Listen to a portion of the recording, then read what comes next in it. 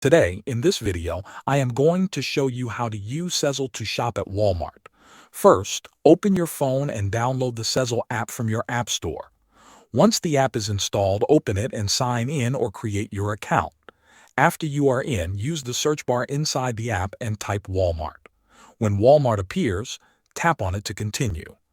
Next, you will see the option that says Pay with Sezzle. Tap this option. The app will ask you to enter the total amount you plan to spend at Walmart. Make sure to include taxes so your payment plan is correct. After entering the amount, Sezzle will instantly create a single-use virtual card for you. This card works just like a regular card but can only be used one time for this purchase.